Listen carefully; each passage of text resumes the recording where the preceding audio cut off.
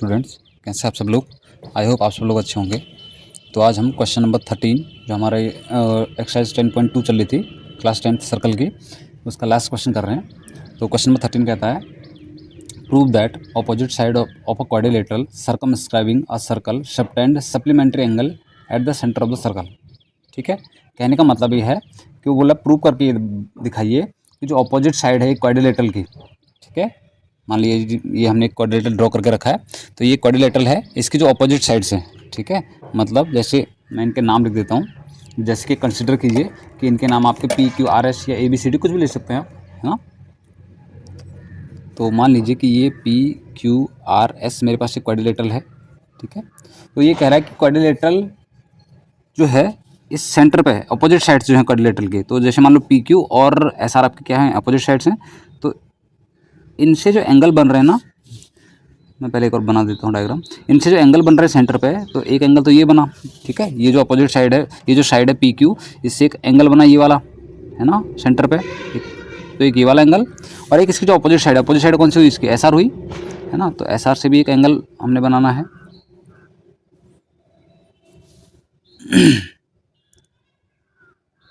Basically ये पूरी की पूरी एक्सरसाइज जो है वो डिपेंड करती है आपके डायग्रामों के ऊपर। अगर आपको डायग्राम बनाने आ गए तो आप ये क्वेश्चन को कर लोगे आराम से, ठीक है। तो एक एंगल आपका ये वाला, ठीक है।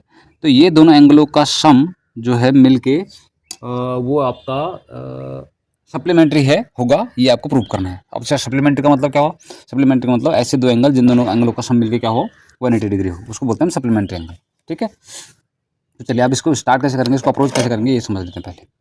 देखिए, मुझे ये दिख रहा है कि P एक एक्सटर्नल पॉइंट है, और यहाँ से देखिए ये कोई एक पॉइंट है जो पॉइंट सर्कल के ऊपर टच हो रहा है, तो इसका मतलब ये पॉइंट ऑफ कॉन्टैक्ट हुआ। सिमिलरली ये भी एक पॉइंट ऑफ कॉन्टैक्ट दिख रहा है, ये भी एक पॉइंट ऑफ कॉन्टैक्ट है, और ये भी एक पॉइंट ऑफ कॉन्टैक्ट है। तो इनके मैं नाम लिख लेता हूँ। मान लीजिए पॉइंट ऑफ कॉन्टैक्ट है मेरे K, L, M और N, ये चार मैंने क्या बना दिए, पॉइंट ऑफ कॉन्टैक्ट बना दिए, ठीक है। अब क्वेश्चन नंबर जो 9 था ना हमारा, एक्चुअली उस क्वेश्चन नंबर 9 की तरह ही ऑलमोस्ट क्वेश्चन है। तो हम क्या करेंगे, पॉइंट ऑफ कॉन्टैक्ट को सेंटर से मिला देते हैं, ठीक है। इस पॉइंट ऑफ कॉन्टैक्ट, ये हर एक जितने भी पॉइंट ऑफ कॉन्टैक्ट हैं, हमने इनको क्या करना है, सर्कल से ऐसे सर्कल के सेंटर से मिला देना है, ठीक है। सिमिलरली इस तरह से भी इसको भी मिला देते हैं आगे, और इस M पॉइंट पे मिला देते हैं सेंटर ऑफ सर्कल से, ठीक है। तो बेसिकली हमें प्रूव करना है, देखिए ये जो ब्लैक कलर से मैं आप हाईलाइट कर रहा हूँ, तो ये एंगल प्लस ये जो अंदर वाला एंगल है, ठीक है, ये वाला एंगल, ये दोनों एंगलों का सम मिलकर 180 डिग्री है, ये भी प्रूव करना है।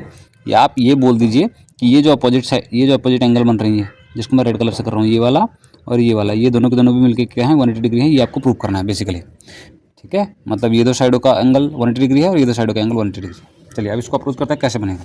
सबसे पहले एक काम कीजिए, जो आपको गिवन है वो लिख लीजिए। अच्छा, गिवन में हमको ये बोला गया कि ये क्वाड्रिलेटरल है, ठीक है।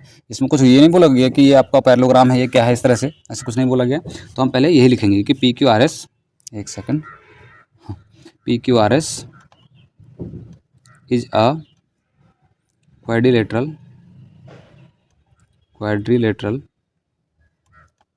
सर्कमस्क्राइब सर्कल, ठीक है, जो कि एक सर्कल के चारों तरफ है। सर्कमस्क्राइब अ सर्कल, और ऐसा सर्कल जिसका हमने सेंटर मान के चल रहे हैं, O है इसका सेंटर, ठीक है। अब जो हमने K, L, M और N जो मान रखे हैं, ये हैं हमारे R, लिख देते हैं R पॉइंट ऑफ कॉन्टैक्ट्स। ये क्या हमारे पॉइंट ऑफ कॉन्टैक्ट्स हैं सर्कल में, ठीक है। आपको देख भी रहे होंगे कि L, M, N ये हमारे चार क्या हैं, पॉइंट ऑफ कॉन्टैक्ट। अब लिख लेते हैं कि हमें प्रूव क्या करना है, to prove what we need to prove. अच्छा, प्रूव क्या करना है हमें, प्रूव करना है हमें एंगल PO, देखो POQ प्लस एंगल ROS, ये दोनों के दोनों मिलकर कितने होंगे, 180 डिग्री होगा, ये हमें प्रूव करना है। या फिर आप दूसरा भी बोल सकते हैं कि हमें प्रूव करना है कि angle QOR plus angle SOP, या POS भी कह सकते हैं, SOP इक्वल्स टू कितना है, 180 डिग्री। ये आपको प्रूव करना है बेसिकली, ठीक है। चलिए, अच्छा हमने कुछ कंस्ट्रक्शन वाला काम किया है, तो इसको भी लिखना पड़ेगा। कंस्ट्रक्शन भी किया हमने, थोड़ा सा लाइनों को ज्वाइन किया ना आपस में, तो उन लाइनों को ज्वाइन जिनको हमने किया है वो हमें लिखना पड़ेंगे। तो हम लिख लेते हैं ज्वाइन। हमने क्या क्या ज्वाइन किया, हमने ज्वाइन किया एक तो ओ को के से ज्वाइन किया, ओ से के, ओ से एल, फिर ओ से एम और ओ से एन। ठीक है, हमने 4 चीज़ों को क्या ज्वाइन किया, इसके बारे में भी हमने ये बातें लिख ली है। ठीक है, थोड़ा आगे बढ़ते हैं। चलिए अब करते हैं इसको प्रूफ। तो प्रूफ करने के लिए हम क्या करते हैं, कोई भी 2 ट्रायंगल उठा के रख लेते हैं। ठीक है, कोई भी 2 ट्रायंगल को लेके चलेंगे और वहाँ से हम इसको प्रूफ करेंगे। देखिए हम एक काम करते हैं, इन एंगलों के कुछ मैं नाम लिख लेता हूँ। चलिए मान लीजिए कि ये एंगल मेरा एंगल 1 है, ये एंगल 2 है, ये 3 है, ये 4 है, ये एंगल 5 है, ये एंगल 6 है, ये एंगल 7 है और ये एंगल 8 है। ठीक है, मैंने इन सारे एंगलों के नाम दे दिए। ठीक है, ध्यान रखना ये जो ओ लिखा है ये ओ सेंटर का सर्कल है। ठीक है, इसको कुछ और मत कंसिडर कर लीजिए आप। तो ये ओ जो है ये सेंटर ऑफ द सर्कल है।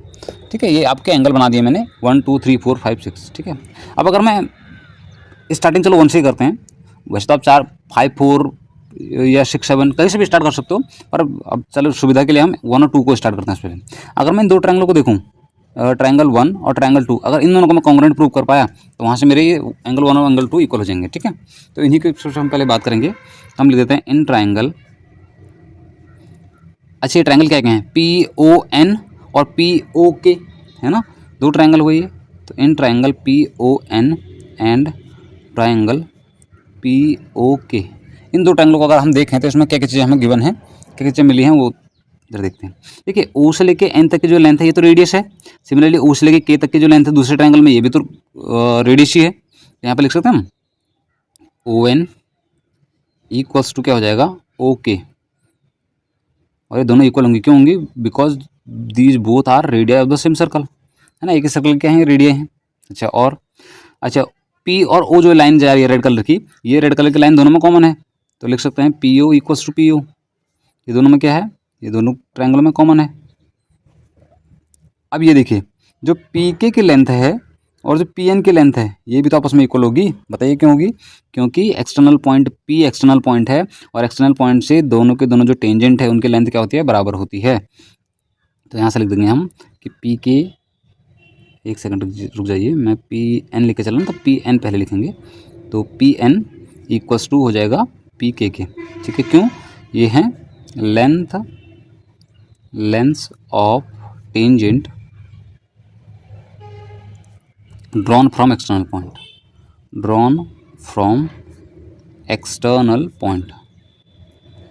ठीक है, तो एक्सटर्नल पॉइंट से जो लेंथ होती है टेंजेंटों की वो क्या होती हैं, इक्वल होती हैं। ठीक है, आगे बढ़ते हैं। अब यहाँ से हमारे पास ये साइड और ये साइड आपस में इक्वल आ गई, ये साइड और ये साइड आपस में इक्वल आ गई, और ये साइड आपस में इक्वल आ गई, तो साइड कॉन्ग्रुएंसी से हम क्या करेंगे, इसको प्रूव कर देंगे। ठीक है, तो हम लिख देंगे सो जो हमारे पास ट्रायंगल है, कौन सा ट्रायंगल है, PON, ये कॉन्ग्रुएंट प्रूफ हो गया हमारे ट्रायंगल किसके, POK के। और क्राइटेरिया का नाम क्या है, बाय ट्रिपल एस कॉन्ग्रुएंसी से हमने क्या कर दिया, प्रूव कर दिया।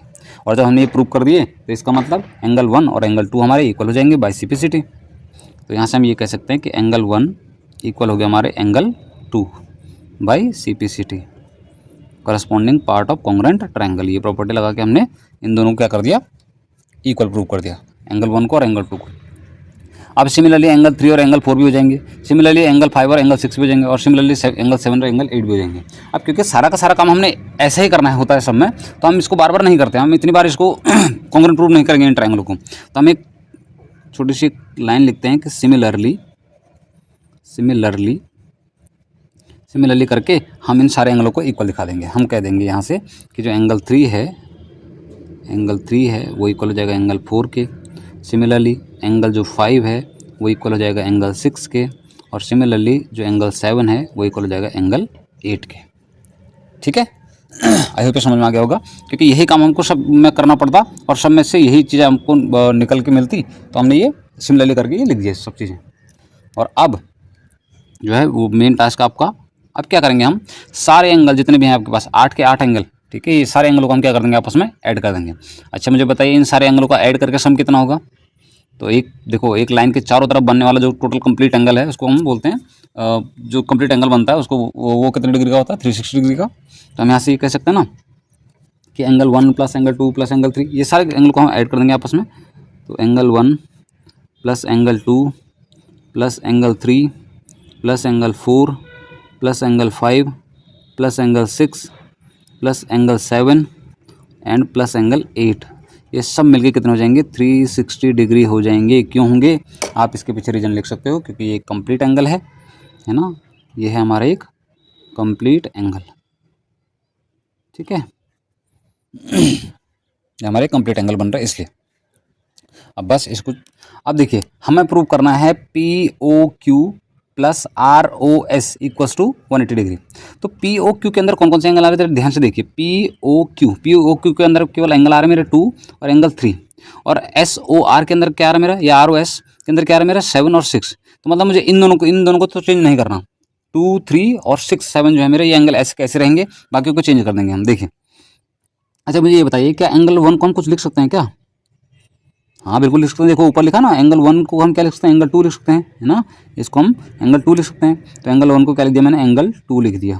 प्लस क्या एंगल 2 के साथ कोई छेड़खानी करनी है? नहीं, एंगल 2 तो मुझे स्टार्टिंग से ही चाहिए ना, ऑलरेडी मुझे चाहिए वो, तो एंगल 2 को एंगल 2 ही रहने देते हैं। प्लस क्या एंगल 3 आपको चाहिए? हाँ एंगल 3 मुझे चाहिए, तो वो उसको ऐसे रहने देंगे। प्लस क्या एंगल 4 आपको चाहिए? नहीं एंगल 4 नहीं चाहिए, लेकिन एंगल 4 को हम यहाँ से देखिए, यहाँ से हम एंगल 4 को क्या लिख सकते हैं? एंगल 3 लिख सकते हैं। तो मैंने एंगल 4 को क्या लिख दिया? एंगल 3। प्लस क्या आपको एंगल 5 चाहिए? नहीं एंगल 5 भी नहीं चाहिए, तो एंगल 5 को हम क्या लिख सकते हैं? एंगल 6 लिख सकते हैं, एंगल 6। प्लस अगला वाला एंगल 6 चाहिए? हाँ वो तो चाहिए आपको, तो एंगल 6 हो गया। प्लस एंगल 7 चाहिए आपको? एंगल 7 भी चाहिए मुझे, तो एंगल 7 का एंगल 7 हो जाएगा। प्लस क्या एंगल 8 चाहिए आपको? एंगल 8 नहीं चाहिए, एंगल 8 को हम वापस से क्या कर लिख सकते हैं? एंगल 7 लिख सकते हैं, क्योंकि ऊपर लिखा हुआ है, ठीक है। तो ये एंगल 7 इक्वल्स टू कितना हो गया? 360 डिग्री, ठीक है। आई होप इतना समझ में आ गया होगा। मैंने क्या किया है, जो एंगल मुझे रिक्वायर्ड थे उनको मैंने जो रिक्वायर्ड नहीं थे उनको मैंने चेंज कर दिया है, जो मुझे रिक्वायर्ड थे उनमें, ठीक है। अब इससे हुआ क्या कि देखिए 2 times of 2 angle 2, 2 times of angle 3, 2 times of angle 6 और 2 टाइम्स ऑफ एंगल 7 आ गया मेरे पास। तो हम लिख सकते हैं 2 टाइम्स ऑफ, यहाँ पे एक काम करिए, मैं एक लाइन को स्किप कर रहा हूँ, ये सब 2 टाइम्स हैं, तो मैं 2 बाहर कॉमन निकाल के मैं ऐसे लिख देता हूँ उसको, angle 2 plus angle 3 plus angle 6 plus angle 7, ठीक है। मैंने सब में से 2 को बाहर कॉमन निकाल दिया, इक्वल्स टू बन गया ये 360 डिग्री। और यहाँ देखिए 2 सब के साथ मल्टीप्लाई में है, यहाँ से उठ के इधर आएगा, राइट साइड में जाएगा, ट्रांसपोज होगा तो डिवाइड में आ जाएगा। तो यहाँ से हम लिख सकते हैं angle 2 plus angle 3 plus angle 6 plus angle 7 equals to 360 और डिवाइड बाई 2, इसको कट कर देंगे तो ये तो 180 टाइम कट जाएगा। अब एंगल 2 प्लस एंगल 3 मिलके क्या है, जरा ऊपर देखिए आपके डायग्राम में। तो एंगल 2 प्लस एंगल 3 मिलके आपके पास पी ओ क्यू है। तो हम यहाँ से लिख सकते हैं angle P O Q plus, अब जरा 6 और 7 को चेक कीजिए, 6 और 7 मिलके आपके पास क्या है? ये है R O S, angle R O S equals to, यहाँ बना था आपका 180 डिग्री, तो 180 डिग्री हमारा ये आ गया। देखिए ये तो आपको प्रूव करना था, और ये हो गया हमारा प्रूफ, ठीक है। अब बिल्कुल इसी तरह अगर आप चाहें तो ये दूसरे वाले पार्ट को भी सॉल्व कर सकते हैं, अदरवाइज आपको दूसरे पार्ट को सॉल्व करने की ज़रूरत है भी नहीं। आप सिमिलरली लिख के फिर से एक छोटी सी लाइन सिमिलरली लिख के हम लिख सकते हैं कि, एक सेकंड, सिमिलरली लिख के हम लिख देंगे angle Q O R plus angle S O P, ये भी कितना हो जाएगा? 180 डिग्री, ठीक है। इस तरह से हमने ये क्वेश्चन को प्रूव कर दिया, ठीक है। ये था हमारा क्वेश्चन नंबर लास्ट जो 13 था। आई होप आपको समझ में आ गया होगा, आसान सा क्वेश्चन था, थोड़ा समझाने में ज़्यादा टाइम लग गया, अदरवाइज देखिए कितना छोटा सोल्यूशन है इसका, ठीक है। चलिए अब मिलते हैं नेक्स्ट चैप्टर के साथ, तब तक अपना ख्याल रखिए और अपनी पढ़ाई जारी रखिए। Thank you.